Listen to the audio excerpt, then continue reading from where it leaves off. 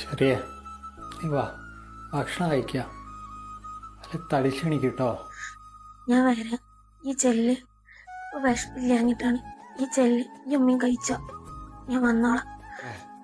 ഇങ്ങനെ സങ്കടപ്പെട്ടിട്ട് പോയാൽ നമുക്ക് തിരിച്ചിട്ടുവോ? ആ കുട്ടീനെ നമുക്ക് വിധിച്ചിട്ടില്ല. അങ്ങനെ സമാധാനിക്കുക. പിന്നെ വന്ന് ഭക്ഷണം കഴിക്കട്ടോ.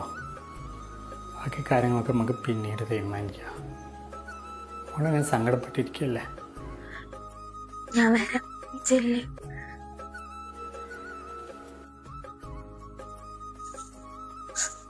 ഇപ്പൊ എങ്ങാനും തുറത്തിയ വിളിയാണ് ഞാൻ ഓനക്ക്. ഈ ഫോൺ വിളിക്കണത് ഓൻ കേൾക്കാഞ്ഞിട്ടല്ലല്ലോ. ഓനക്കൊന്ന് ഫോൺ എടുത്തുകൂടാൻ. ഹേയ്, ഇതിപ്പോ ആ ഒരു പെണ്ണ് കാരണം മനുഷ്യന്മാരും കൂടെയാണ് ഇടങ്ങറാവണത്. എല്ലാരും കാട്ടിക്കൂട്ടിലെ കേട്ടാ വിചാരിക്കും ഞാൻ കാരണമാണ് ഇപ്പോൾ പള്ളത്തെ കുട്ടി പോയത് എന്നുള്ളത്. പറഞ്ഞ് രാവിലെ ഇറങ്ങിപ്പോയതാണല്ലോ, എന്നോടൊരു വാക്കും ഉണ്ടാതെ. ഓന്റെ പെണ്ണുങ്ങൾ ഇങ്ങോട്ട് വരാത്തേനും ഓൻ വിളിച്ചിട്ട് ഫോൺ എടുക്കാത്തേനും ഇപ്പൊ ഞാൻ എന്ത് പേച്ചി? ഓന്റെ നല്ലതിനും വേണ്ടിട്ടല്ലേ ഞാൻ പറഞ്ഞത് ഇത്ര സ്വർണം വാങ്ങണം എന്നുള്ളതൊക്കെ.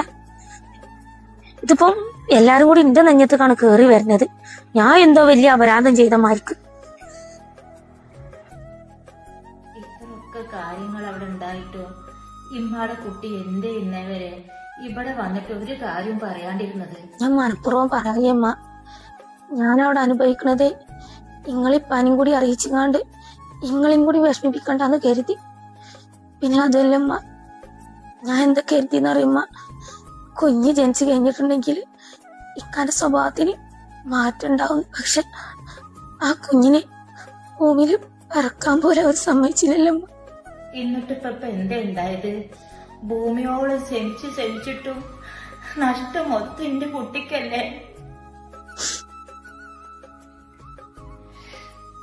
അല്ല, ഇനിയിപ്പൊ എന്താ എന്റെ തീരുമാനം?